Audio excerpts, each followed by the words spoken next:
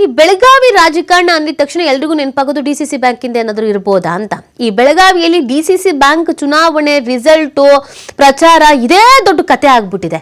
ಈಗ ಬೆಳಗಾವಿಯಲ್ಲಿ ಈ ಡಿಸಿಸಿ ಬ್ಯಾಂಕ್ ಜಿದ್ದಾಜಿದ್ದಿನ ರಾಜಕೀಯ ಯಾಕೋ ಗೊತ್ತಿಲ್ಲ, ನಿಲ್ಲೋ ಲಕ್ಷಣ ಕಾಣಿಸ್ತಾನೆ ಇಲ್ಲ. ಇದು ಕತ್ತಿ ಸವದಿ ಆಪ್ತರ ಕೋಟೆಗೆ ಬಾಲಚಂದ್ರ ಜಾರಕಿಹೊಳಿ ಅಂಡ್ ಟೀಮ್ ಪ್ರವೇಶ ಮಾಡಿರೋದು.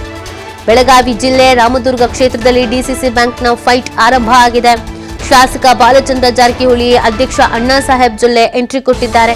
ಹುಕ್ಕೇರಿ ಅಥಣಿ ಬಳಿಕ ರಾಮದುರ್ಗ ಕ್ಷೇತ್ರದಲ್ಲಿ ಜಾರಕಿಹೊಳಿ ಬಾಣ ಅಲರ್ಟ್ ಆಗ್ತಾ ಇದೆ. ರಾಮದುರ್ಗ ತಾಲೂಕಿನ ಕೃಷಿ ಪತ್ತಿನ ಸದಸ್ಯರ ಮಹತ್ವದ ಸಭೆ. ಏನಕ್ಕೆ ಸಭೆ ಮಾಡ್ತಿದ್ದಾರೆ, ಏನು ಎತ್ತ ಏನು ಎಲ್ಲ ಕೂಡ ಚರ್ಚೆ ಕಾರಣವಾಗ್ತಾ ಇದೆ. ಇಲ್ಲಿ ಏನಿಲ್ಲ, ಇಲ್ಲಿ ಒಂದು ಪ್ರತಿಷ್ಠೆ, ಆಮೇಲೆ ವೈಯಕ್ತಿಕ ವರ್ಚಸ್ಸು, ಆಮೇಲೆ ಕುಟುಂಬದ ಪ್ರತಿಷ್ಠೆ ಇವು ತುಳುಕ್ತಾ ಇದೆ.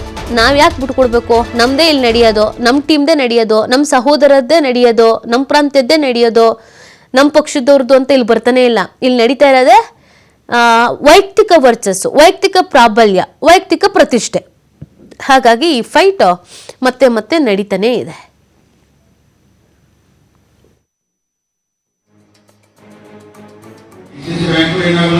ನಾವು ಹೊರಗಿನವರಲ್ಲ, ನಾವು ಇಲ್ಲವರ ಅದು ಟೈಮಾಗ ಅದನ್ನು ಹೇಳ್ಕೊತ ಹೋಗ್ತಾರೆ, ಅದನ್ನು ನಂಬಕ್ ಹೋಗ್ರಿ. ಅದಕ್ಕೆ ನಾವೆಲ್ಲರೂ ಕೂಡ ಮುಂದೆ ಮಾತಾಡಿ ಡಿಸಿಸಿ ಬ್ಯಾಂಕ್ ಮುಖಾಂತರ ನಿಮ್ಮ ಕಷ್ಟದಲ್ಲಿ ಭಾಗಿಯಾಗ್ತೀವಿ, ನಿಮ್ಮ ಜೊತೆಗೆ ಇರ್ತೀವಿ.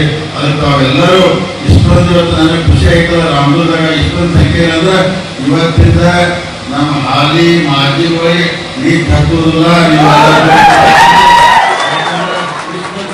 ಚೆನ್ನಾಗಿ ಬಂದಿದೆ ಅಂದ್ರೆ ಅವ್ರಿಗೆ ಟೆನ್ಷನ್ ಶುರು ಆಗ್ತೈತಿ.